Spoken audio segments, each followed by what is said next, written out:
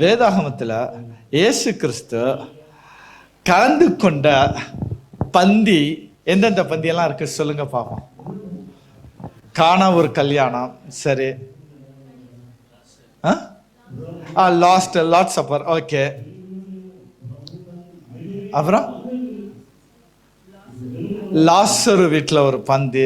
இந்த நாட்களிலும் கூட இது எல்லாத்தையும் சேர்த்து நம்ம ஒரு காரியத்தை நம்ம பார்க்கலாம் அப்படின்னு சொல்லி நம்மளோட வேதாகமத்தை மத்தேயுடைய புஸ்தகம் 14வது அதிகாரம், மத்தேயு 14:15 வரை நம் வாசிக்க போகிறோம். இந்த சம்பவத்தை நீங்கள் எடுத்தீங்க அப்படின்னு சொன்னால் எல்லாரும் என்னாச்சு, சாயங்காலம் ஆயிடுச்சு, எல்லாரும் என்ன செஞ்சுருப்பாங்க, பசியில் இருப்பாங்க, போகிறவல்ல மயக்கம் போட்டுடலாம். அதனால நீங்கள் என்ன செய்யுங்க, சாப்பாடை கொடுங்க, போஜனத்தை கொடுங்க. இப்போ மக்கள் யாரும் வாய் திறந்து கேட்கல, நல்லா புரிஞ்சுக்கணும். மக்கள் வாயை திறந்து கேட்கல, ஆனா இயேசு கிறிஸ்துவே சீஷர்களை அழைத்து நீங்க என்ன செய்யுங்க, கொடுங்க. நிறைய பாயிண்ட், இது ஒரு ஸ்டோரியை மட்டும் வைத்து நிறைய காரியங்கள் சொல்லலாம். அவர் ஒரு நல்ல காரியத்தை என்ன செய்யறாரு, அறிமுகப்படுத்துறாரு. நீங்க என்ன செய்யுங்க, கொடுக்க பழகுங்கள். கேட்காம இருக்கிற போதிலும் நீங்க என்ன செய்யணும், கொடுக்க பழகுங்கள் அப்படின்னு சொல்லி அவர் என்ன செய்யறாரு, கூப்பிட்டு நம்மளோட மெசேஜ் அது அல்ல, பட் நிறைய வரக்கூட பாயிண்ட் அப்படியே எடுத்துக்குவோம், கொடுங்க அப்படின்னு சொல்றாரு. சரி, அப்போ அவங்க எல்லாம் போய் விசாரிச்சு பார்க்கும் பொழுது எத்தனை மீன் இருக்கு, 5 அப்பம் 2 மீன் இருந்திருக்கு, ரைட், இருந்தது. அதை வாங்கினாரு. ஆனால் வாங்கிட்டு அதுக்கு முன்னாடி ஒன்று சொல்றாரு, எல்லாத்தையும் என்ன செய்யறாரு, பந்தி இருக்க சொல்றாரு. அதுதான் நம்மளுடைய பாயிண்ட். எல்லாத்தையும் என்ன செய்யறாரு, பந்தி இருக்க செய்யறாரு. ஸோ பந்தி இருக்க செய்யறாரு. இன்றைக்கு நம்மெல்லாம் தேவனுடைய பந்தியில இருக்கிறதுக்கு தான் இங்க வந்திருக்கிறோம். இந்த பந்தியில கலந்து கொள்றது தான் வந்திருக்கோம். அதே மாதிரி அங்க அவர் என்ன செய்யறாரு, எல்லாத்தையுமே நீங்க பந்தி இருக்க செய்யுங்க. எல்லாத்தையுமே புல்லுல என்ன செய்யுங்க, அமர சொல்லுங்க, உட்கார சொல்லுங்க அப்படின்னு சொல்லி உட்கார சொல்லி அந்த 5 அப்பம் 2 மீனை அவர் எடுத்து என்ன செய்யறாரு, வானத்தை பார்த்து அனந்து பார்த்து ஆசீர்வதித்தார். இன்னொரு இடத்துல சோஸ்திரம் பண்ணினார் அப்படின்னு இருக்கு. ஓகே, இவர் என்ன செய்யறாரு, சோஸ்திரம் பண்ணி அத பிட்டு, இதுதான் நம்மளோட பாயிண்ட். என்ன செஞ்சாரு, பிட்டு, அதுக்கப்புறம் என்ன செஞ்சாரு, கொடுத்தார். அப்போ தேவனுடைய பந்தியில, இந்த தேவனுடைய பந்திய புசிக்கும் முன்பதாக என்ன செய்யப்பட வேண்டும், பிற்கப்பட வேண்டும். என்ன செய்யப்பட வேண்டும், பிற்கப்பட வேண்டாம். இதுல நிறைய கருத்துக்கள் இருக்குது. நம்ம அந்த கருத்துக்கள் நம்ம நமக்கு ஒரு கருத்து மட்டும்தான் இன்னைக்கு எடுக்கிறோம். என்ன செய்யப்பட வேண்டும், பிற்கப்பட வேண்டும், உடைக்கப்பட வேண்டும். அந்த ரொட்டியை என்ன செஞ்சாங்களா, உடைத்து பித்து உடைத்து என்ன செஞ்சாங்க, கொடுக்க ஆரம்பிச்சாங்க. அப்போ எத்தனை பேர் அதுல சாப்பிட்டாங்க, 5000 பேர் சாப்பிட்டாங்க. இந்த 5000 பேத்துக்கு எத்தனை அப்பம் தான் இருந்துச்சு, 5 அப்பம். 5 அப்பம் 5000 பேத்துக்கு போஷிக்கப்பட்டது அப்படின்னு சொன்னா, அதுக்கு முன்பதாக இந்த அப்பம் என்ன செய்யப்பட்டது, பிற்கப்பட்டது, உடைக்கப்பட்டது. அப்போ நம்மளோட வாழ்க்கையில ஒரு அதிசயம் நடக்கணும் அப்படின்னு சொன்னா, இல்ல ஒரு ஆசீர்வாதம் பெருகணும் அப்படின்னு நினைச்சா, அநேக நபர்களை போஷிக்க வேண்டும் என்று நினைத்தா அப்பத்தை என்ன செய்யணும், உடைக்கணும். அப்பத்தை உடைக்கணும். எது உடைக்கப்படுதோ, எதெல்லாம் உடைக்கப்படுதோ அதெல்லாம் ஆசீர்வாதமாக, மேன்மையாக, பிறருக்கு போஜனமாக தேவன் என்ன செய்வாரு, எடுத்து பயன்படுத்துவார். அப்போ இந்த பந்தியிலிருந்து நம்ம கற்றுக்கொள்ளக்கூடிய ஆவியானவர் நமக்கு சொல்லக்கூடிய ஒரு காரியம் என்ன, உடைக்கப்பட வேண்டும். என்ன செய்யப்பட வேண்டும், உடைக்கப்பட வேண்டும். எதெல்லாம் நம்ம எந்தெந்த சூழ்நிலையெல்லாம் உடைக்கப்படுறோமோ, உடைக்கப்பட்ட பின்பு எங்க வந்திருக்கணும், பந்திக்கு வரணும். அப்போ பந்திக்கு நீங்க வர்றதுக்கு முன்பதாக என்ன செய்யப்பட வேண்டும், உடைக்கப்பட வேண்டும். 2-3 காரியங்களை குறித்து நம்ம வாசிப்போம். மார்க்கினுடைய புஸ்தகம் 14வது அதிகாரம் 3வது வசனத்தை நம்ம வாசிப்போம்.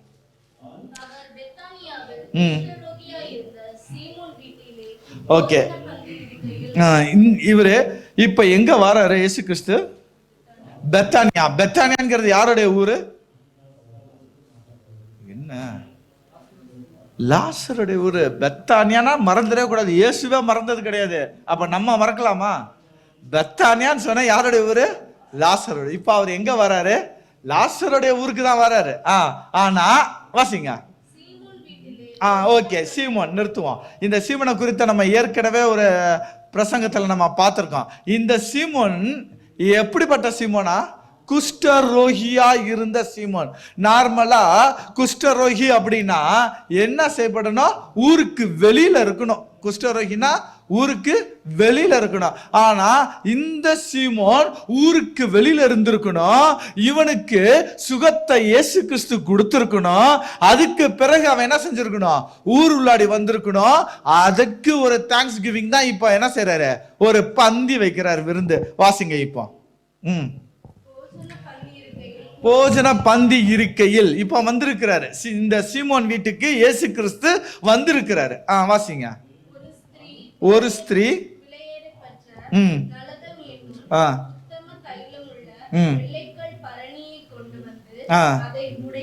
அதை உடைத்து. ஓகே, இந்த ஸ்டோரி எல்லாத்துக்கும் தெரிஞ்சிருக்கும். இப்போ இந்த ஸ்திரீ என்ன கொண்டு வந்திருக்காங்க? ஒரு தைலம், உத்தம விலையேறப்பட்ட நலதம் என்னும் உத்தம தைலம். இந்த தைலத்தை கொண்டு வந்து என்ன செய்யறாங்க? உடைக்கிறாங்க. என்ன செய்யறாங்க? உடைக்கிறாங்க. நல்லா பார்த்துக்கணும். தைலம் சென்ட் பாட்டில். தைலம்ங்கிறது ஒன்றும் இல்லை, சென்ட் பாட்டில். இந்த சென்ட் பாட்டிலை கொண்டு வந்து அப்படியே வச்சுட்டா வாசனை வந்துருமா? வாசனை வந்துருமா? வராது. அப்போ இந்த ரூம் ஃபுல்லா வாசனை வரணும் அப்படின்னா என்ன செய்யப்பட வேணும்? சென்ட பாட்டில உடைச்சிட்டா வாசனை வரும். அப்போ நம்மளோட வாழ்க்கையில நம்ம வாசனை வீசணும் அப்படின்னா அதுக்கு முன்பதாக என்ன செய்யப்படணும்? உடைக்கப்படணும். எங்க உடைக்கப்படுகிறோமோ அங்கதான் தேவன் நம்மளை உருவாக்குவார். ஹல்லேலூயா, ஹல்லேலூயா. உடைக்கப்படவில்லை என்றால் உருவாக்க முடியாது. அப்போ உடைக்கப்பட வேண்டும். என்ன செய்யப்படணும்? உடைக்கப்படணும். தேவனுடைய பந்திக்கு வந்திருக்கிற நம்ம இன்றைக்கு அந்த பந்தி எடுக்கிறதுக்கு முன்பதாக நம்ம என்ன செய்யப்பட வேண்டும்? நம்மளுடைய உள்ளத்தை என்ன செய்யணும்? உடைக்கிறோம். இன்னைக்கு நம்மளோட உள்ளத்தை உடைக்கணும். எத காரியங்கள் எல்லாம் எனக்கு தேவனுக்கும் மேலாக தேவனை விட்டு பிரிக்கிற மாதிரி இருந்துச்சோ எல்லா காரையும் எடுத்து போட்டு என்ன நான் உடைத்து அதை மட்டும் தான் தேவனுடைய பந்தில நான் என்ன செய்ய முடியும்? உருவாக முடியும். நான் தேவனுடைய பந்தில உருவாகணும் அப்படின்னா நான் என்ன செய்யப்பட வேண்டும்? உடைக்கணும். இன்னும் ஒரு வசனத்தை வாசிப்போம். இந்த வசனத்துல அப்படியே நீங்க வாசித்தீங்கன்னா 8வது வசனத்தை நான் சொல்லணும்னு விரும்புறேன். 8வது வசனம் வாசிங்க. யார் இவள்? அந்த ஸ்திரீ. எந்த ஸ்திரீ? எந்த ஸ்திரீ உடைத்தாலோ, உத்தம பரிமள தைலத்தை உடைத்தாலோ அந்த ஸ்திரீ. வாசிங்க.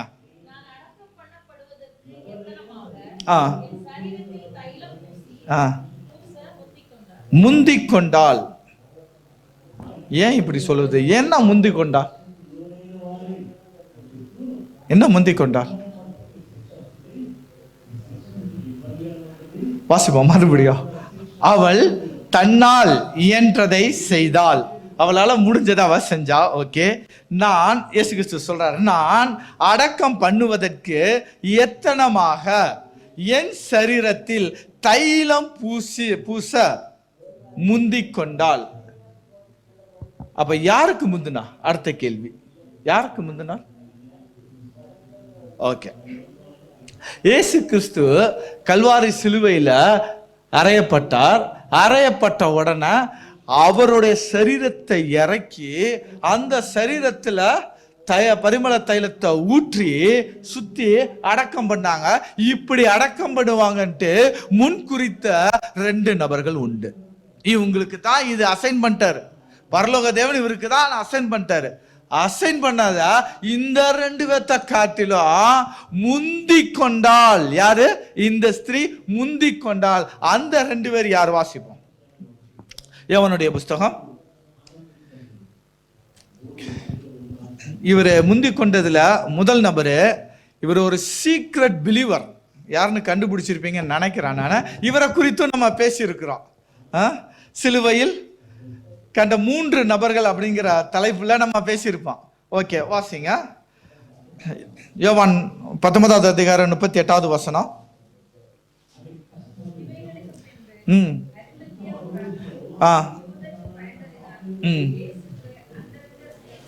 அந்த ரங்க இவர் யாரா? சீக்ரெட் பிலீவரா? வாசிங்க.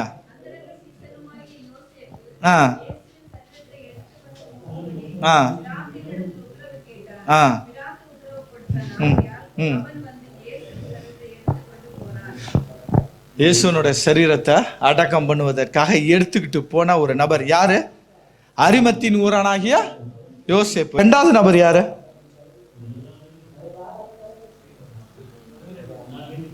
இல்ல, மகதலேனா மரியாள் வந்து பார்க்க போனது.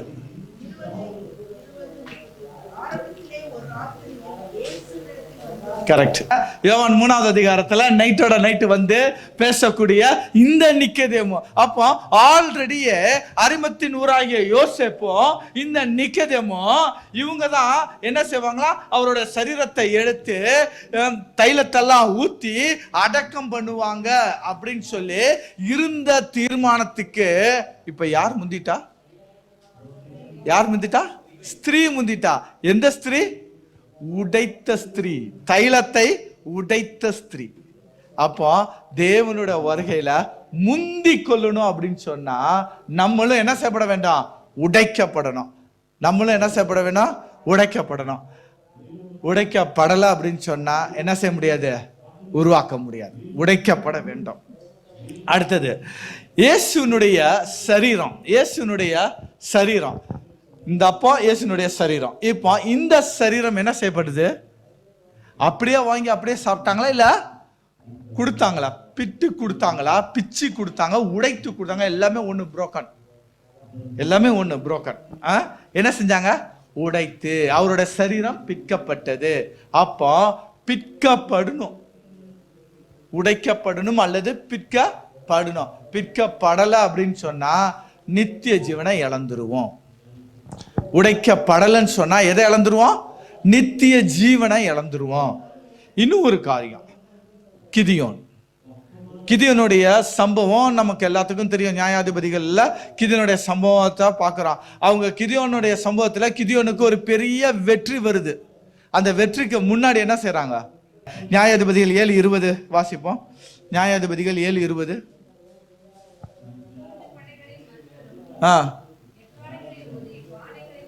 பானைகளை உடைத்து அங்க என்ன செஞ்சாங்கன்னா எக்காலத்தை ஊதுனாங்க, பானைய உடைச்சாங்க.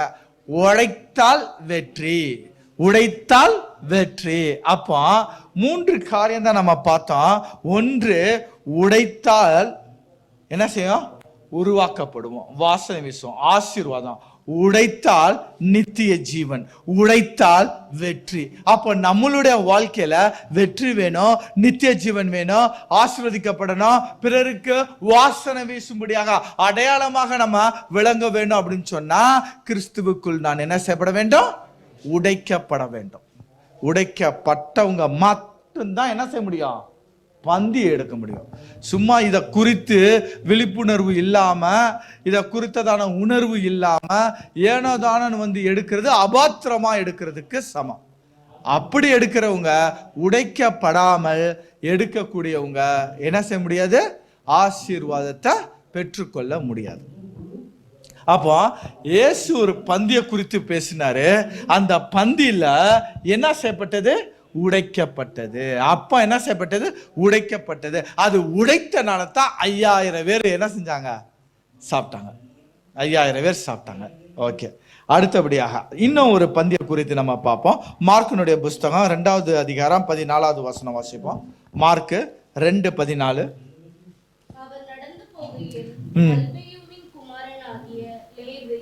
லேவி. ஓகே, நிறுத்தி வாசிப்போம். லேவி, இந்த லேவி யாரா? ஆயத்துறையில் வேலை செய்கிறவன். ஆயத்துறைனா டாக்ஸ் கலெக்டர். இந்த லேவிக்கு இன்னொரு பேர் என்னது? மத்தேயு. அப்பா பேர் கேட்கல. இந்த லேவிக்கு இன்னொரு பேரு மத்தேயு. இந்த மத்தேயு தான் நம்ம மத்தேயுனுடைய புஸ்தகத்தை எழுதினவர். ஓகே, இவர் எங்க இருக்கிறாரு? டாக்ஸ் கலெக்ட் பண்ணக்கூடிய இடத்துல இருக்கிறாரு. வாசிங்க.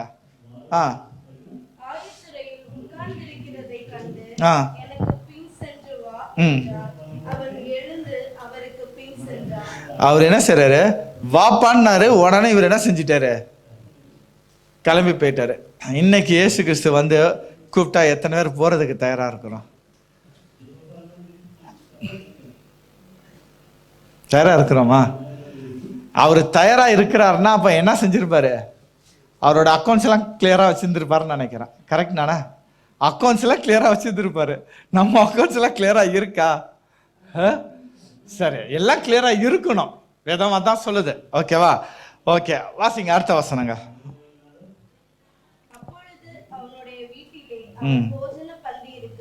சரி, இங்கேயும் அவர் என்ன செய்றாரு? போஜன பந்தி இருக்கையில். வாசிங்க.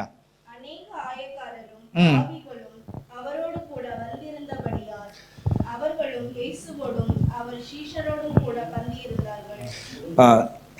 சரி, அப்படியே வாசிப்போம். அப்படியா? வாசிங்க.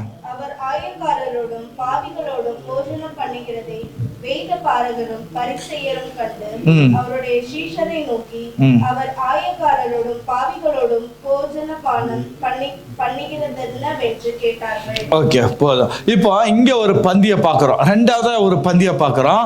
இந்த பந்தி யார் வீட்டுல நடக்குது? மத்தேயுனுடைய வீட்டுல. லேவி ஆர் மத்தேயுனுடைய வீட்டுல நடக்குது. இவர் வான்னு சொன்னாரு.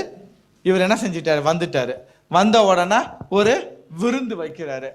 நான் நினைக்கிறேன் இந்த விருந்து என்ன விருந்து இருக்குன்னா, சரி நம்ம இயேசு கிறிஸ்துவை பின்பற்ற போகிறோம், ஊழியத்துக்கு போகிறோம் அப்படிங்கிறனால எல்லாத்தையும் கூப்பிட்டு ஒரு என்ன சொல்கிறது, ஃபைனல் ஒரு ட்ரீட்னு சொல்லலாம், பார்ட்டின்னு சொல்லலாம், ஏதோ ஒன்று அவரை என்ன செய்ற ஒரு பந்தியை ஏற்பாடு பண்ணி பந்தியை கொடுத்துக்கிட்டு என்ன செய்ய போகிறாரு? இப்போ போகலான்ட்டு எல்லாத்தையும் கூப்பிட்டுருக்கிறாரு. பழகினவங்களாம், அதான் ஆயக்காரர்கள்லாம் வந்திருக்கிறாங்க. பாவிகள், இந்த ஆயக்காரங்கனாவே கொஞ்சம் வேற பாவியா தான் இருக்கிறாங்க. காசு விஷயம்ல சரி இருந்திருக்காங்க. இப்படி எல்லாரும் வந்தாச்சு. எல்லாரும் உட்கார்ந்து இருக்கிறாங்க. உட்கார்ந்து இருக்கும் போது தான் அங்க ஒரு டாபிக் எழும்புது. என்ன டாபிக்? இவரு யாரு? இயேசு கிறிஸ்து யாரோட உட்கார்ந்து இருக்கிறாரு? பாவிகளோட உட்கார்ந்து இருக்கிறாரு அப்படின்னு ஒரு டாபிக். உடனே இயேசு கிறிஸ்து பார்க்கிறாரு. ரைட், நான் நினைக்கிறேன் ஆன் பர்பஸாவே அவர் போய் உட்காந்துருக்கலாம். எப்பா நீங்க ஏதாவது நினைங்க, நான் ஒரு நல்ல சத்தியத்தை சொல்லிக்கிட்டு போறேன் அப்படிங்கிறதுக்காகவே அவர் இருந்திருக்கலாம். ஓகே, அங்க போயிட்டு அவரு எல்லாம் அறிந்தவர். அதனால என்ன செய்யறாரு? ஆரம்பிக்கிறாரு. அந்த இடத்துல என்ன ஆரம்பிக்கிறாரு? பிணியாளிக்கு நானப்பா வைத்தியன் தேவை. வைத்தியன் யாருக்கு? பிணியாளிக்கு நானே வைத்தியன் வேணும். அப்படின்னா நான் இந்த பாவிகளை ரட்சிக்கும்படியாக நான் வந்தேன். அப்ப நான் யார் கூட உட்காரணும்?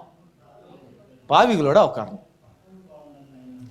நான் சின்ன வயசுல இருக்கும்போது சபை அப்படிங்கிறதுக்கு ஒரு டெஃபினிஷன் சொல்லுவோம். சபைனா என்னது? நீதிமான்களின் விருந்து சாலை அல்ல, பாவிகளின் மருந்து சாலை. அது இந்த வசனத்துல இருந்து கொஞ்சம் மாத்தி எடுத்தது, அவ்வளவுதான். ஓகே, சோ தேவன் யாருக்கு தான் இங்க வந்தாரு? பாவிகளை ரட்சிக்கும்படியாக. எப்போ ரட்சிப்பு அப்படிங்கிற வார்த்தை வருதோ அப்ப அந்த ரட்சிப்புங்கிற வார்த்தைக்கு என்ன அர்த்தம்? ரட்சிப்பு அப்படின்னா விடுதலைன்னு அர்த்தம். ரட்சிப்பு அப்படின்னா விடுதலை. நான் ரட்சிக்கப்பட்டுட்டேன் அப்படின்னு சொன்னா ஏதோ ஒரு கட்டுகளை இருந்தேன், இப்ப நான் என்ன செய்யப்பட்டேன்? விடுதலை ஆக்கிட்டேன். ஏதோ ஒரு காரியத்துல சிறைப்பட்டு இருந்தேன், இப்ப நான் விடுதலை ஆயிட்டேன். இப்ப நான் ரட்சிக்கப்பட்டுட்டேன் அப்படின்னு சொன்னா நான் ஏதோ ஒரு இதுல என்ன செஞ்சிட்டு இருக்கேன்? இப்போ இதுக்கு முன்னாடி ஏதோ ஒரு இதுல சிறைப்பட்டு இருந்தேன். வந்துருச்சா? ஏதோ ஒரு காரியத்துல சிறைப்பட்டிருந்தேன், இப்ப நான் விடுதலை ஆயிட்டேன். இதுக்கு முன்னாடி சிறைப்பட்டு இருந்தேன். எதுல சிறைப்பட்டு இருந்தேன்? பாவத்துல சிறைப்பட்டிருந்தேன். பாவத்துல சிறைப்பட்டு இருந்த என்னத்தான் அவர் என்ன செய்யறாரு? தேடி வந்து ரட்சிக்கிறார். ஓகே, ஆனா நம்மளோட பாயிண்ட் அதுல, நம்மளுடைய இந்த பந்தியில நம்மளுடைய பாயிண்ட் என்ன அப்படின்னா, பாவிகள். என்ன டைட்டில் கொடுக்குறாங்க? பாவிகள். யார் இந்த பாவிகள்?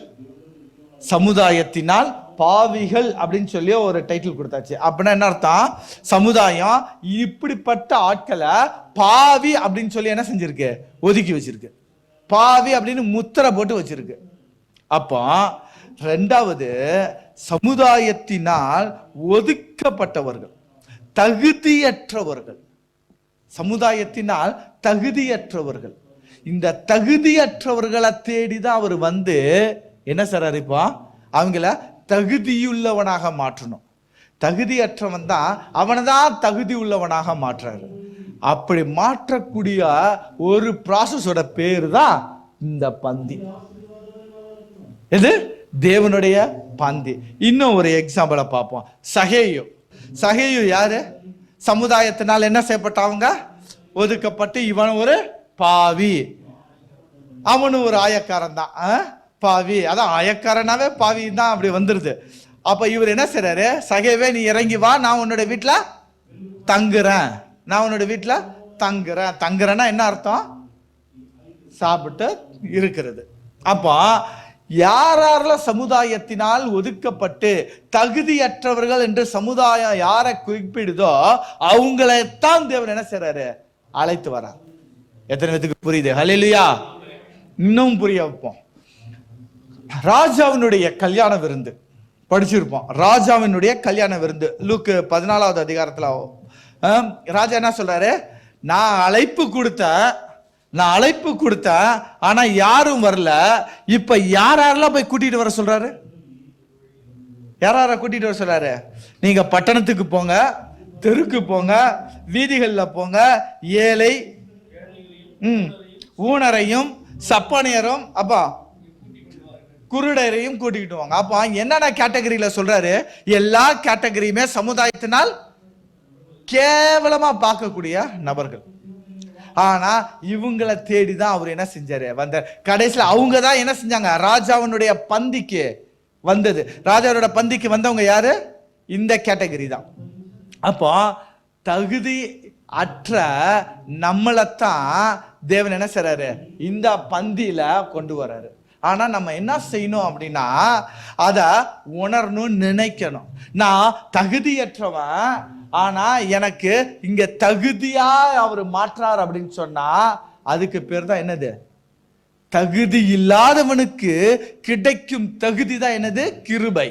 அப்போ தேவனுடைய அழைப்பும் அவருடைய கிருபையும் இந்த ரெண்டு சேர்ந்தாதான் ரட்சிப்பு. ஹல்லேலூயா, ஹல்லேலூயா. இந்த ரட்சிப்பை பெற்றவங்க தான் இதுல என்ன செய்ய முடியும்? கலந்து கொள்ள முடியும்.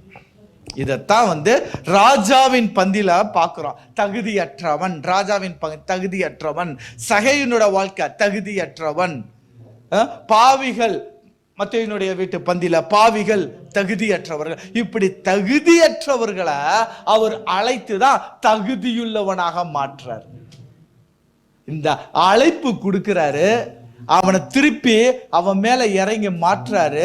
இதுக்கு பேர் தான் அழைப்பு பிளஸ் கிருபை ஈக்குவல் டு ரட்சிப்பு. அதான் பவுல் சொல்றாரு, கிருபையினால் நான் ரட்சிக்கப்பட்டேன், கிருபையினால் நான் ரட்சிக்கப்பட்டேன். அப்போ கிருபை வந்துருச்சுன்னா ரட்சிப்பு பின்னாடியே வரும். அல்லேலூயா. அப்போ ரெண்டாவதாக தேவனுடைய பந்தி சொல்லக்கூடிய காரியம் என்ன? எனக்கு தேவன் கொடுத்த அழைப்பை அவலட்சணமாக்காதபடி, அவமானப்படுத்தாதபடி, அந்த அழைப்புக்கு பாத்திரவானாய் தகுதியுள்ளவனாக நான் மாற்றிக்கொள்ளுவேனானால் தேவனுடைய பந்தில நான் என்ன செய்யப்படலாம்? கலந்து கொள்ளலாம்.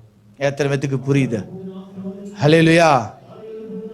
ஓகே, மூன்றாவதாக ஒரு பந்தியை குறித்து நம்ம பார்ப்போம். லூக்காவினுடைய புஸ்தகம் 11வது அதிகாரம் 37 இருந்து 42. அவர் இப்படி பேசிக் கொண்டிருக்கையில் பரிசேயன் ஒருவன் அவருடனே கூட அவர் பகல் போஜனம் பண்ண வேண்டும் என்று அவரை வேண்டிக் கொண்டார். யார் கூப்பிடுறது? பரிசேயர். பரிசேயர் யாரு? நியாயப்பிரமாணத்தின்படி சட்ட திட்டங்கள் எல்லாம் கரைச்சி குடித்தவர்கள். இதுல ஒரு கூட்டம் என்ன செய்யும்? எப்பவும் பார்த்தாலும் இந்த சட்டத்தின்படி தவறு, இது சட்டத்தின்படி தவறுன்னு குற்றம் சாட்டுறதுக்காகவே படிச்சிருப்பாங்களான்னு தெரியல. அப்படி சரி, இங்க என்ன சம்பவம்னா, சாப்பிட வாங்கன்னு சொல்லி கூப்பிடுறாங்க. இவரும் போய் பந்தியில உட்காராரு. உட்காரும் போது என்ன செய்யல? கை கழுவல. பரிசேர் அவங்களோட வேலை ஆரம்பிச்சாச்சு. என்ன செய்றாங்க? நீங்க என்ன செய்யல, இப்போ கை கழுவல அப்படின்னு சொல்லி இவர் என்ன கை கழுவாம உட்கார்ந்தாச்சு அப்படின்னு சொல்லி அவங்களுக்குள்ளேயே ஒரு டிஸ்கஷன்.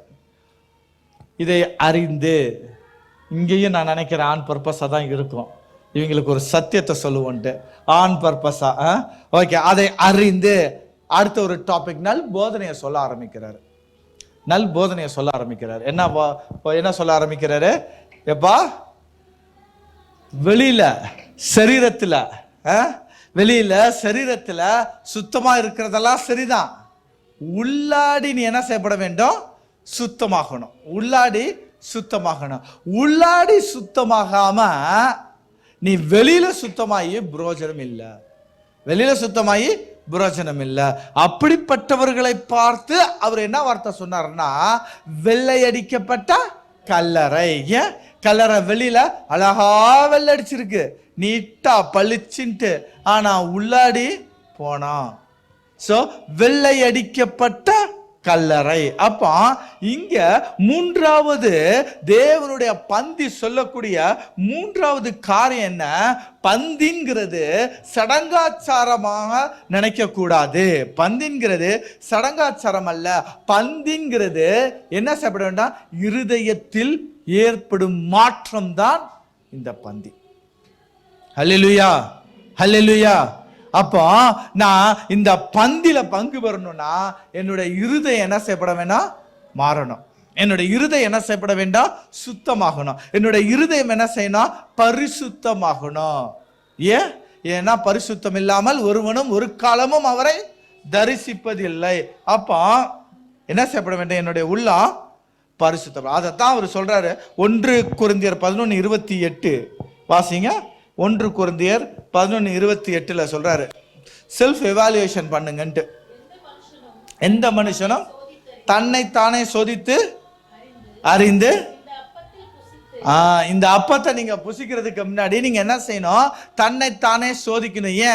ஏன்னா எனக்கு தெரியும் இவங்க வெள்ளை சட்டை போட்டு வெள்ளை பேண்ட், பாஸ்டர் சொல்லல, வெள்ளை சட்டை போட்டு வெள்ளை பேண்டா போட்டு, இந்த சைடு திரும்பி சொல்லிடுவான், வெள்ளை சட்டை போட்டு வெள்ளை பேண்டை போட்டு வெள்ளையமா வந்திருக்கிறாங்க. ஆனா இவங்களுடைய உள்ளம் கருப்புங்கிறது எனக்கு தெரியாது. அதனால்தான் இயேசு கிறிஸ்து சொல்லிட்டாரு, எப்பா நீ எவாலுவேட் பண்ணாத, நீ எவாலுவேட் பண்ண முடியாது உன்னால, ஏன்னா நீ மனுஷன். அதனால சொல்றாரு, அவன் தன்னைத்தானே நான் தான் என்ன செய்யணும்? என்ன சோதிக்கணும். ஏன்னா எனக்கு தான் தெரியும் அந்தரங்கமான பாவம் எதெல்லாம் என்கிட்ட இருக்குங்கிறது. யாருக்கு தெரியும்? எனக்கு தான் தெரியும். ரெகுலரா வந்துடலாம், சபைக்கு ரெகுலரா வந்துடலாம், காம்படிஷன்ல ஃபர்ஸ்டா எடுத்துடலாம், பைபிளை தலைகீழ சொல்லலாம், பேசலாம், 4 பேத்துக்கு உதவி செய்யலாம், என்ன வேணாலும் செய்யலாம். ஆனா இது எல்லாமே வெளியரங்கமாக்கப்பட்டவைகள். ஆனா உள்ளாடி இருக்கக்கூடியது யாருக்கு தான் தெரியும்? அவருக்கும் நமக்கும் மட்டும்தான் தெரியும். அதனாலதான் அவர் சொல்றாரு, நீ என்ன செய்ய? செல்ஃப் எவாலுவேஷன் பண்ணு. நீ என்ன செய்ய? தன்னைத்தானே சோதி. என்னென்ன காரியத்துல நீனு இருக்கிற, அந்த காரியத்துல இருந்தெல்லாம் நீ என்ன செய்யப்பட வேண்டாம்? விலக வேண்டாம். அந்த காரியத்தெல்லாம் அறிக்கையிட வேண்டாம். அந்த காரியத்தெல்லாம் விட்டு விட வேண்டாம். அப்படின்னா தான் இருதயம் மறுரூபமாக்கப்படும், நீ இதுல கலந்து கொள்ள முடியும். அதான் சொல்றாரு, தன்னைத்தானே சோதித்து அறிந்த பின்பு நீ என்ன செய்யணும்? அப்பத்துல கைப்படணும்.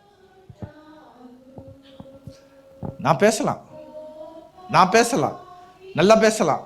ஆனா எனக்குள்ள என்ன பாவம் இருக்கு அப்படிங்கிறது எனக்கு தான் தெரியும். இந்த பாவத்தை நான் விடல அப்படின்னு சொன்னா என்னுடைய இருதயம் வெள்ளை இருதயம் அல்ல, சுத்த இருதயம் அல்ல, தேவனுக்கு விரோதமான கருக்குள்ள இருதயமாக இருக்கும். கடினமான இருதயம் உள்ளவர்களா மாறிடுவோம் நம்ம. ஓகே, ஸோ மூன்றாவதாக தேவனுடைய பந்தி நமக்கு சொல்லக்கூடியது என்ன அப்படின்னு சொன்னா, உள்ளான பரிசுத்தத்தை நம்ம பெற்றுக்கொள்ளணும். இந்த பந்தி என்ன சொல்லுது? மூன்றாவது பாயிண்ட் என்ன சொல்லுது? உள்ளான பரிசுத்தத்தை நான் பெற்றுக்கொள்ளணும்னு சொல்லுது. நான்காவதாக ஒரு பந்தியை பார்ப்போம்.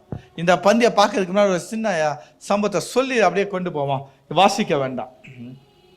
இயேசு கிறிஸ்து உயிர் தெழுந்தாச்சு. உயிர் தெழுந்து 3 நாள் ஆயிடுச்சு. ஆனோன்னா 2 பேர் பேசிக்கிட்டே போகிறாங்க. எப்பா என்னப்பா மகதலேனா மரியாள் போனாங்களா, அதுக்கப்புறம் சீசர்கள்லாம் போனாங்களாம், அவர் உயிர் தெழுந்துட்டாராமே அப்படின்னு பேசிகிட்டே போகிறாங்களாம். கூட யார் வந்துட்டு இருக்கா? இயேசு வந்துட்டு இருக்காரு. இப்போ எம்மாவூருக்கு போகக்கூடிய சம்பவத்துல 2 பேர் பேசிட்டு போறாங்க, அவரும் கூட வந்துட்டு இருக்கிறாரு. அவங்களுக்கு என்ன செய்யப்படல? யாருன்னு தெரியல. யார் இது கூட வந்துட்டு இருக்குது யாருன்னு தெரியல. பேசிட்டா போயாச்சு. பொழுது என்ன செஞ்சு? சாயங்காலம் ஆயிருச்சு. சாயங்காலமான உடனே இவங்க என்ன செய்றாங்க? சரி அப்படின்னு அவங்களுடைய இடத்துக்கு போறாங்க. அப்போ இயேசு கிறிஸ்து ஃபேமஸான பாட்டு, அப்புறம் போகிறவர் போல காணப்பட்டாலும், அப்பதான் அப்புறம் போகிறவர் போல அவர் போறாரு. உடனே இவங்க என்ன செய்றாங்க? பொழுது சாஞ்சிருச்சு, வாங்கன்னு சொல்லி கூப்பிடுறாங்க. எதுக்கு சொல்றேன்னா, இந்த பாட்டை இனி நீங்க பாடும்போது இந்த சம்பவம் வரணும், எம்மாவூர் சம்பவம் வரணும் ஞாபகத்துக்கு. அதுக்காக தான் போயிட்டு இருந்தவரை இழுத்து மறுபடியும் வாங்க உட்காருங்கன்னு சொல்றாரு. அது வரைக்கும் அவங்களுக்கு என்ன செய்யப்படல? இது யாருன்னு தெரியல. யாருன்னு தெரியல. கூட தான் நடந்தாங்க, பேசுனாங்க, வாங்கன்னு சொன்னாங்க, வீட்டுக்கு அழைத்தாங்க, யாருன்னு தெரியல. அப்போ எப்பதான் அவங்களுக்கு தெரிஞ்சதா? வசனத்தை வாசிப்போம். எப்போ தெரிந்தது? லூக்கா 24வது அதிகாரம் 30-31 வாசிப்போம். அவர்களோட அவர் யாரு? இயேசு கிறிஸ்து பந்தி இருக்கையில் அவர் அப்பத்தை எடுத்து ஆசீர்வதித்து அதை பிட்டு அவர்களுக்கு கொடுத்தார்.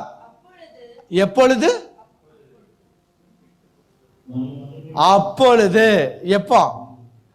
அப்பத்தை பிட்கும் பொழுது. வாசிங்க.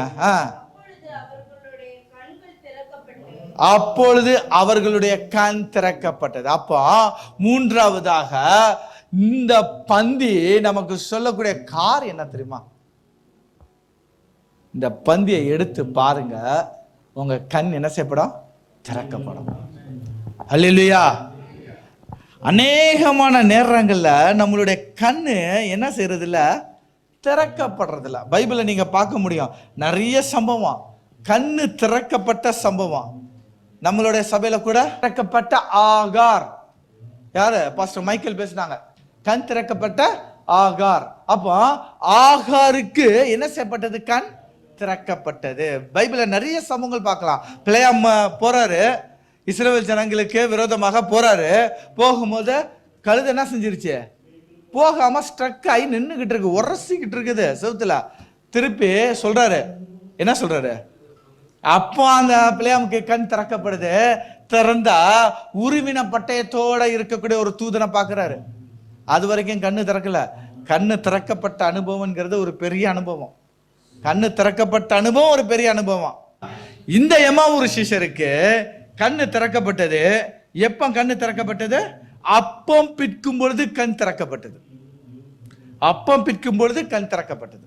உங்களோட மன கண்களை குருடாக்கி இருக்கிறான். நீங்க தடவியாவது அவர் என்ன செய்யுங்க? கண்டு கொள்ளுங்க. தடவியாவது. ஏன் கண்ணு குருடா இருக்கு? எப்பதான் என் கண்ணு திறக்கப்படும்? எப்ப அப்பம் பிற்கிறல நான் வாரணும், அப்ப என் கண் திறக்கப்படும். எப்ப நான் அப்பம் பிற்கல வாரணும், அப்பதான் என் கண்ணு என்ன செய்யப்படும்? திறக்கப்படும். கண்ணு திறக்கப்பட்டா நான் என்ன செய்வேனா? தேவனுடைய வெளிப்பாடுகளை அறிந்து கொள்ளுவேன். கண்ணு திறக்கப்படலைன்னா நான் அறிந்து கொள்ள முடியாது. கண்ணு திறக்கப்பட்டா தேவனுடைய வெளிப்பாடை நான் அறிந்து கொள்ளுவேன். தேவன் என்னை குறித்து வைத்திருக்கிற திட்டம் என்ன அறிந்து கொள்ளுவேன். கண்ணு திறக்கப்படணும். கண்ணு திறக்கப்படணும். பவுலுக்கு கூட அப்படிதான் இருந்துச்சு. பவுலுக்கும் அப்படிதான் இருந்துச்சு. ஆனா கண்ணு திறக்கப்பட்டது. அதுக்கப்புறம் அவரோட ஊழியம் பலமா இருந்தது. கண்ணு திறக்கப்பட்டதுக்கு அப்புறம் அவரோட ஊழியம் பலமா இருந்தது. ஓகே, கண்ணு திறக்கப்பட்டா நம்ம தேவனுக்காக மகிமையா இருப்போம். அந்த கண்ணு திறக்கப்படணும்னா நீங்க என்ன செய்யணும்? அப்பா பிற்குதல்ல வரணும். வரலைன்னா கண்ணு திறக்கப்படாது. இப்போ பந்தியில் இது ஒரு வகையான பந்தி.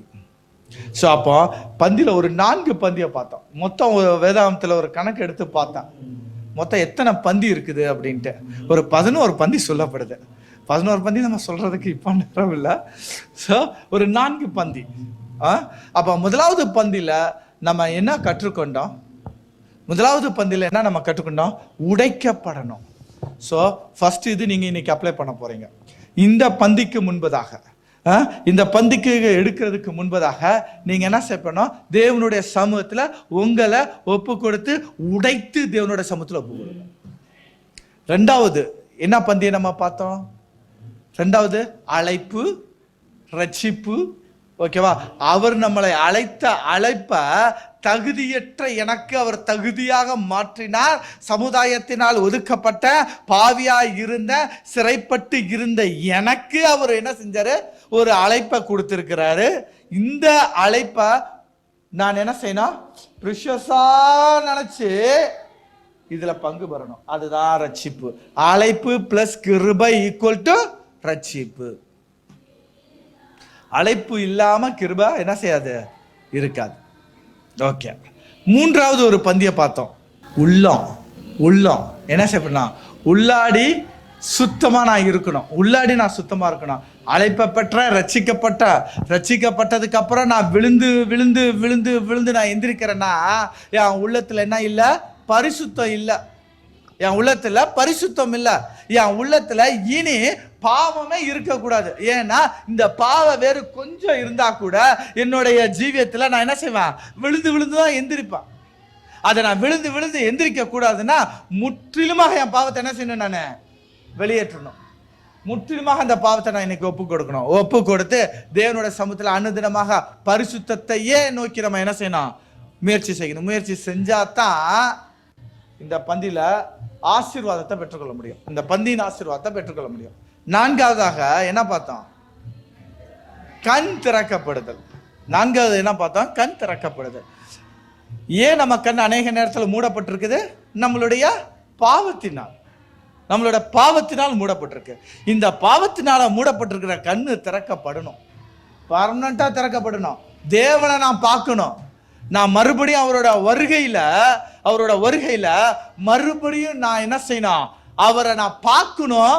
அப்படின்னு சொன்னா இப்போ நம்ம இதுல என்ன செய்யப்படணும்? பந்தியில எடுக்கணும். அப்பம் பிற்குதல்ல பங்கு பெறணும். எப்ப அப்பம் பிற்கப்படுகிறதோ அப்ப நான் எனக்கு என்ன செய்யப்படும்? கண் திறக்கும். அப்ப நான் இதுல கலந்து கொள்ளணும். எத்தனை பேத்துக்கு புரியுது? தேவனுடைய பந்தி மிக மிக மிக முக்கியமானது. மிக மிக முக்கியமானது. இந்த பரிசுத்த பந்திக்குள்ளாக நம்ம கடந்து போறோம். ஸோ கடந்து போற முன்பதாக நம்ம தியானித்தது போல எல்லாரும் எழுந்து நின்று உடைக்கப்பட்ட உள்ளத்தோடு கூட தேவனுடைய அழைப்பும் கிருபையும் உணர்ந்தவர்களா, உள்ளான இருதயத்தில் ஒரு பரிசுத்தத்தையும் ஒரு அர்ப்பணிப்பும் ஒரு ஒப்பு கொடுத்தலும் நமக்குள்ளாக இருக்கும் பொழுது நம்மளுடைய கண் அவர் வருகையின் போது திறக்கப்படும். அவருடைய வருகையின் போது நம்மளுடைய கண் திறக்கப்படும்.